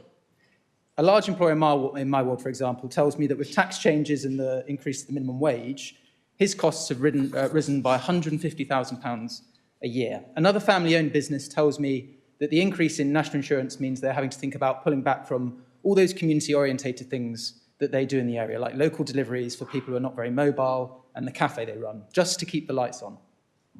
One local business owner tells me that with rising costs, she is struggling to even pay herself a decent wage. And another business, a brilliant hospitality business owner, tells me that the situation is so bad for him that for the first time in 10 years, he is genuinely contemplating having to leave the industry that he loves. Businesses here, right in Dorset, are struggling. Now, we all recognise, and the Leader of the Council alluded to this, that not everything is within the government's, the Council's control. It isn't up to us to set the employer's NICS rate. It's not up to us to determine how much of business rates revenue we retain here. We understand that, and I would just like to recognise the great work that's already being done on the economy. But there is so much more that we could be doing. And our residents don't want to hear us passing on the responsibility for the local economy. They want us to roll up our sleeves and take some ownership. So we've deliberately kept this motion this evening policy light and relatively narrow. First of all, we recognise there's a strategy coming before committee soon, which I've had a chance to read. There is much in there to be commended, particularly on the use of local development orders, and new energy generation and upskilling to improve our productivity. And for my own part, I want us to be looking much more closely at how we support small rural businesses and how we clamp down on the scourge of shoplifting, which is shamefully on the rise everywhere, including in Dorset. But also this motion, as Councillor Sutton said about the emergency motion last year, is less about the policy detail, which we have an opportunity to discuss in committee. It's about a statement of intent. Working people in Dorset want to know that their council understands the scale of the challenge. They want a sign that it cares about their jobs, their living standards, as much as any other priority, many of which we've discussed this evening. They want to see that we care about the health of the local economy and see it as our responsibility. That's what this motion provides. Voting for it all gives us an opportunity to go back to our wards and say to our residents in all sincerity that we have their best interests at heart. It won't be us in council who get the local economy growing. It will be our businesses. But this motion, as I said, is an opportunity to show very clearly that we are on their side and that we are committed to helping them succeed. Thank you. Thank you. Now we'll have a debate on the motion. Councillor Bigg. Thank you. Richard Biggs, Property Assets and Economic Growth and Dorset Poundbury Ward. Cecilia, I'd like to say that I have great respect for Councillor Gibson. He did contact me to say that he was proposing a motion, which I think was decent of him. And he played, along with members of the group, an active part in the economic group that we had to set up the economic growth strategy. Something that's never happened before, I might add. In fact, the previous economic growth strategy didn't have an action plan. This one does. But when I thought about this plan, this motion, I have some real problems with it. And fundamentally, I have to disagree that it's an emergency. Emergency, to me means people's lives are at risk, species are being eliminated, catastrophic weather change. Nobody will deny that for some businesses, they're really struggling. And as the leader said, many of us disagree with national insurance rises, which is putting a huge burden on businesses. Nobody denies that, I'm sure. Maybe one or two at the front. We'll keep quiet on that one. But so it's fundamentally agree with the sentiments behind trying to show that we're doing something. But when we actually looked at what this council is doing, and perhaps it's a pity that it hadn't come out and waited until the economic growth strategy was released, which it just has been, and we'll be going through overview. There's a hell of a lot that's directing what we can do as a council. So, I will be proposing serious amendments to this. But the other factor is when I looked at the 9 action points, nearly all of them I could say we were doing. I can go through each one if you want. They're related in policies and plans that we're doing quite actively. So, we're going to be here a long time. I'm not going to go for every one, but I'm happy to do so if you wish. But we will be proposing an amendment, which is with the Democratic team, to flash up, and of course that will have to be debated as. So the motion is now on the screen. Anyone can see it? And is there a second of the motion? Speak now. Right, we'll now be debating the motion. If you can all read it, or you've all got a copy of it. Point of order. Yes, Councillor Lucy. I'm sorry, I can't quote the exact paragraph in there, but Jonathan, I believe you can't put an amendment forward that means the opposite of the original, and the original is to declare an emergency, and this amendment is removing the declaring of the emergency. That's not an amendment, that's a counter-proposal. I believe that is the case, because I think I was actually brought up on it once by Jonathan. Can I ask Jonathan to comment on that? Thank you, Chairman. We always encourage members who are bringing forward amendments at a meeting to share the words with myself and Democratic Services colleagues in advance. This is what happened on this occasion. Yes, standing orders do prevent an amendment that is a simple negation of the substantive motion before members, because if the amendment is a negation, then members should simply vote against the substantive motion. This is not such a case. We have, yes, in front of you, significant amendments to the wording, but it's a proper amendment. It's the deletion of words, it's the addition of others, and it's substantially in the same area as the original subject matter of the motion. So my advice to you, Chairman, is this is a proper amendment, not a simple negation. Thank you for that advice. So we are now debating the amendment. And we've got Councillor Monks. Did you want to speak on that or the original? Chair, am I able to give way for Councillor Gibson as the person putting the motion forward originally? We'll come back to you then. We're now talking about the amendment. Councillor Gibson. Thank you very much, Chairman. How incredibly disappointing. The portfolio holder, who I typically have a lot of respect for as well, started his remarks by gracefully acknowledging that I'd given him notice of what I was proposing. It was done in good faith. It was done with the aim of trying to make sure that this was as open a debate as we could have, and yet here we are tonight with a completely new set of proposals without the courtesy of sending it my way beforehand. That would have been hugely appreciated, and if we were serious about having a debate on it, it would have afforded me the opportunity for a much better case. I must take slight objection to what the monitoring officer has said. While I respect a lot of what you say, Jonathan, there has to be a limit to this. It's not an amendment, it is deletion of the entirety of my motion. Deletion of everything and replacing it with something completely new. That is not a change that is small. It's on economic growth, but it changes all the specifics and puts everything new in instead. We are not debating the motion that I put before Council. It's a valid motion, and what's happening is not right. I think we've had the verdict of the director. Now we're going to ask... Before Councillor Christopher, we've got Councillor Kimber. Kimber, did you want to talk now on the amendment?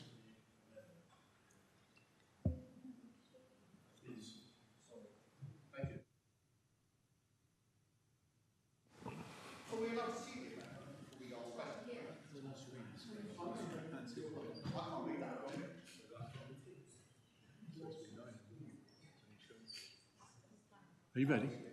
Councillor Kimber.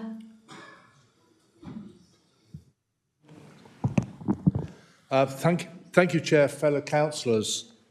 I welcome the motion and the amendment.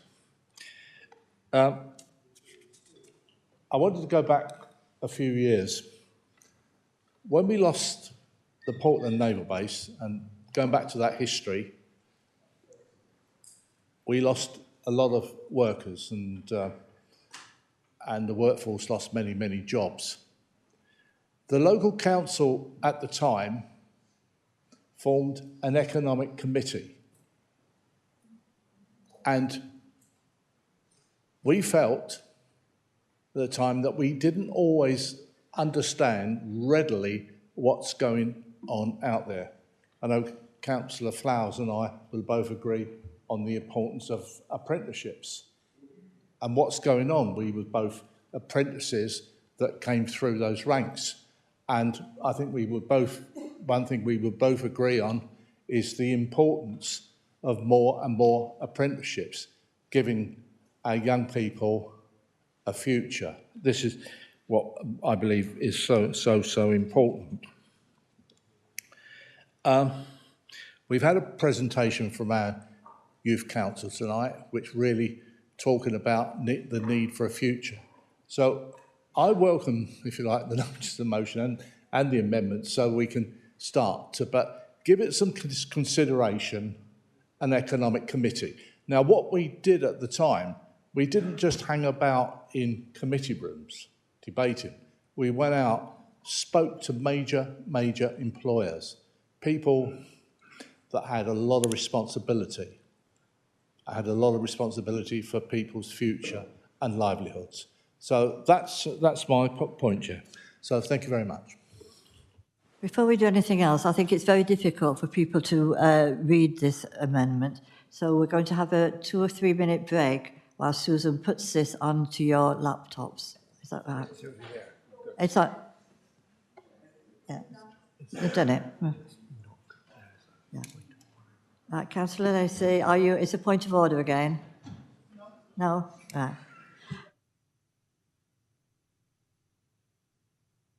We continue with the debate. I think Councillor Parry wanted to come in next.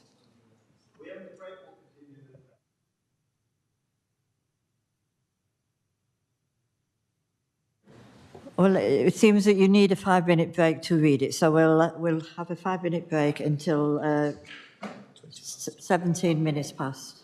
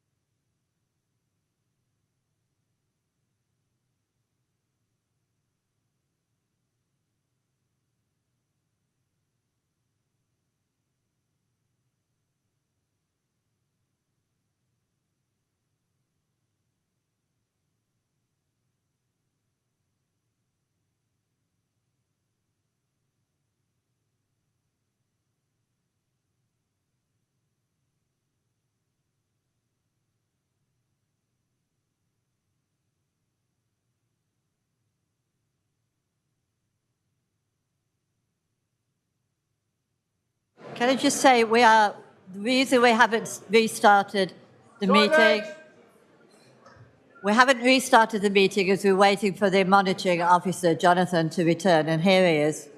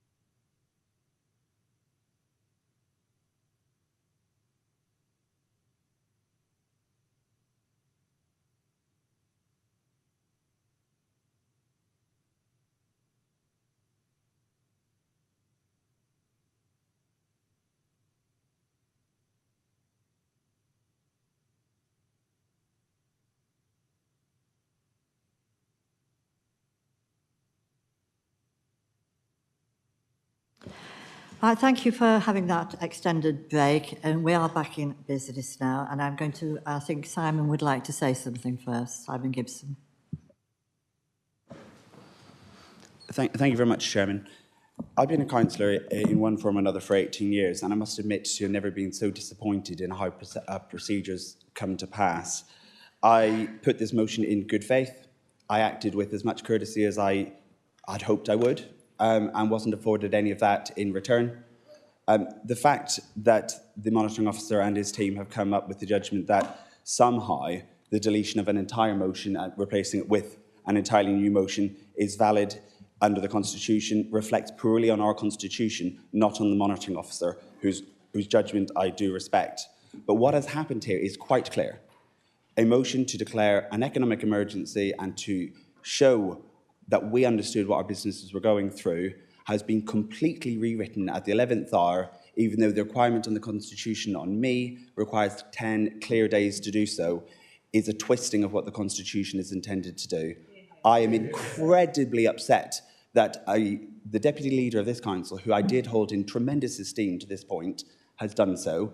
And as a result, I'm going to speak directly to the Liberal Democrat backbenchers here. You need to hold your cabinet to a higher standard than that. Yeah. That is absolutely not how opposition people or other members of the council should be treated. I personally would never have allowed an administration I was part of to do so on my behalf. And it leaves me with a really unfortunate thing, Chairman. I will not debate a motion that is fundamentally not my own when I've been denied the opportunity to do so. And as a result, having spoken to my seconder, we will withdraw the motion completely and let it send a message to our business that we tried to solve this and it was warped. So having withdrawn your motion,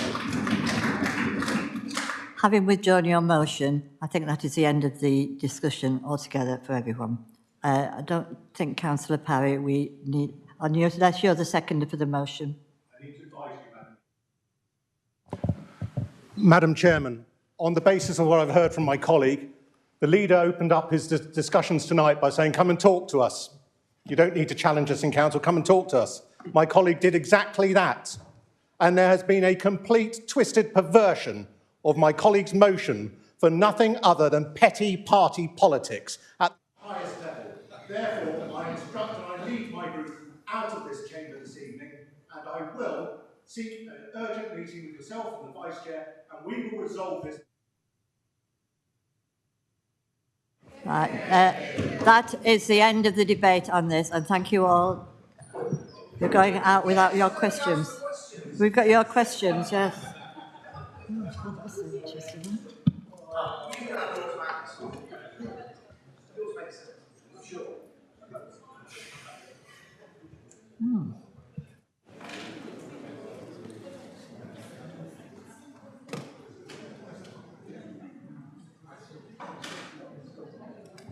Right, now in that case, we'll move straight on to item 16, questions from councillors. The first question is from Councillor Matt Bell.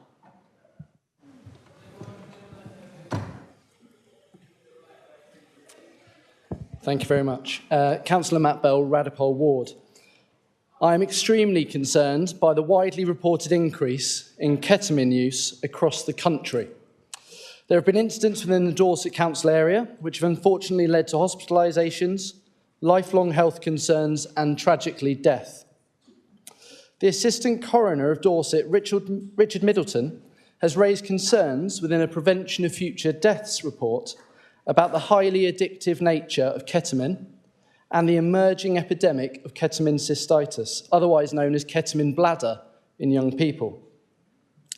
The Assistant Coroner also likened the extremely harmful effects of ketamine on the bladder to acid attacks on the skin.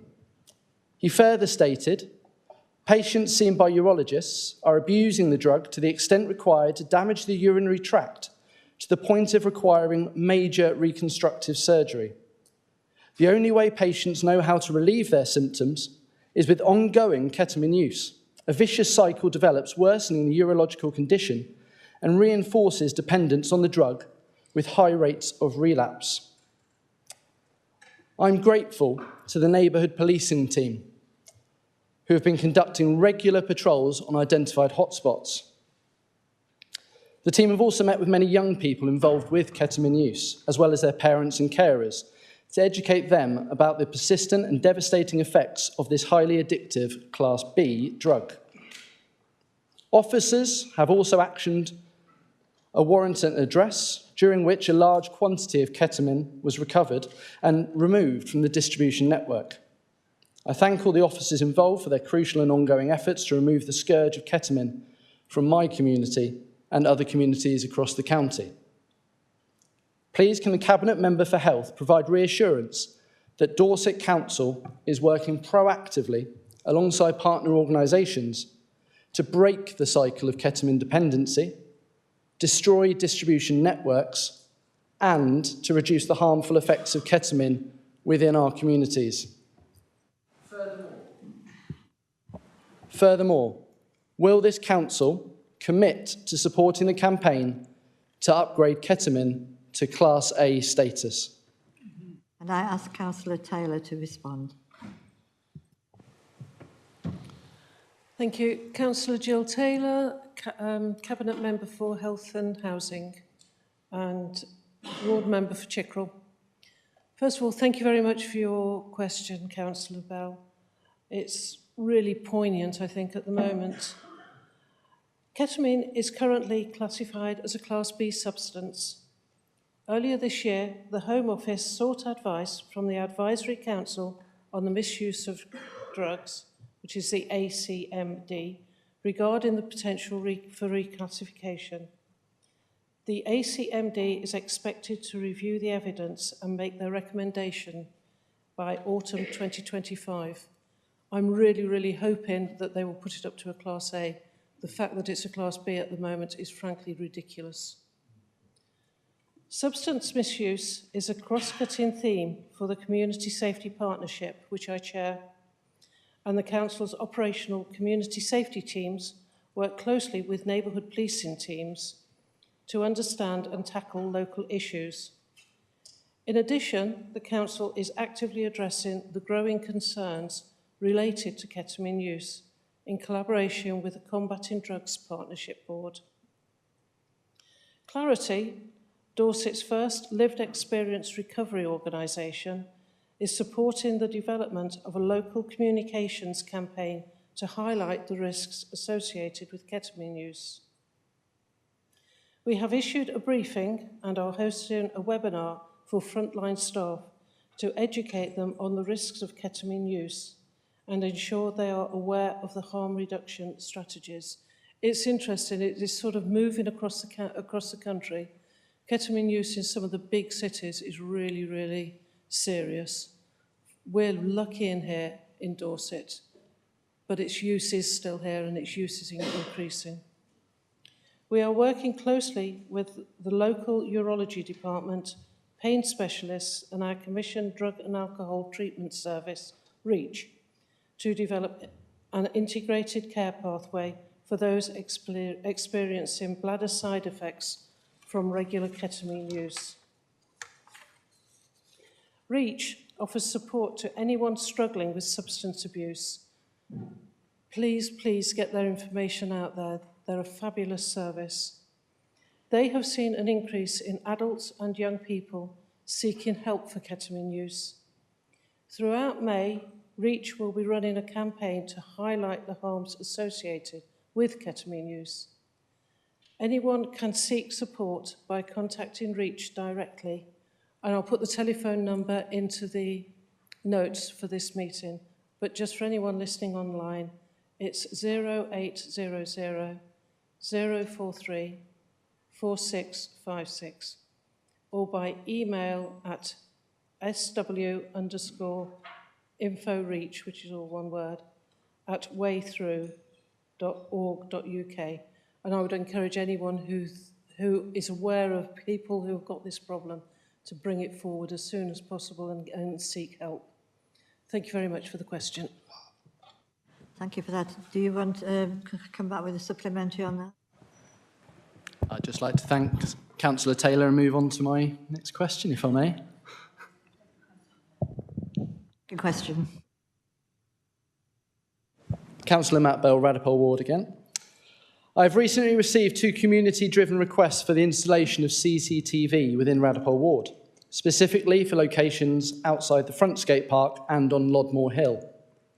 I'm also aware of other areas within my ward which may benefit from improved CCTV coverage, including the Weymouth Gateway development. I'm sure other councillors receive similar requests for CCTV from concerned members of their communities, and I'd like to thank all the members of the Dorset community who actively seek to improve safety for themselves and others, and I'm certain this remains a priority for this council. However, upon talking to officers, I was disheartened to learn that a significant previous source of funding for CCTV, namely the Safer Streets Fund, has been ended by the current national government. The installation of CCTV columns, fibre feeds and cameras is very expensive, and officers have stated that a budget does not currently exist for CCTV within Dorset Council. This, I'm sure, was in part due to the previous availability of funding through the Safer Streets Fund, which enabled CCTV to be installed to deliver safety improvements for local communities where there was evidence of need. Will the Cabinet member responsible for community safety lobby the Home Office and ministers to swiftly reintroduce a source of funding to replace the Safer Streets Fund? Furthermore, what reassurances can the Cabinet member provide for concerned residents wishing to see further CCTV installations in the interim period? Thank you. Councillor Taylor to reply.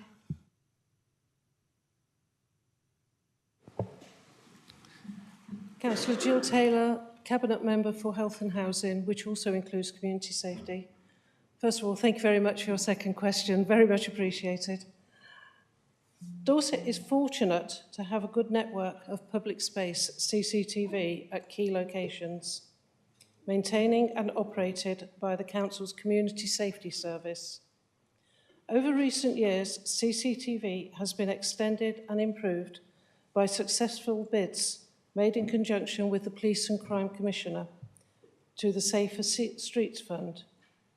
The most recent project is bringing several town council schemes into our monitoring centre, making them more effective and resilient. The government has said that the fund will not run this year, and it is unclear whether it will continue. I am happy to add this council's support for continuance of the fund, especially as it has also supported other valuable community safety initiatives in Dorset. I will ensure that Councillor Bell receives a copy of my approach to the Home Office. Meanwhile, the Community Safety Service has a number of temporary cameras which they can deploy to specific locations to evidence and deter antisocial behaviour and crime. Officers will review locations mentioned, and if there is sufficient evidence, the cameras will be deployed. Please bear that in mind for all of your areas if you have got antisocial problems, antisocial behavioural problems.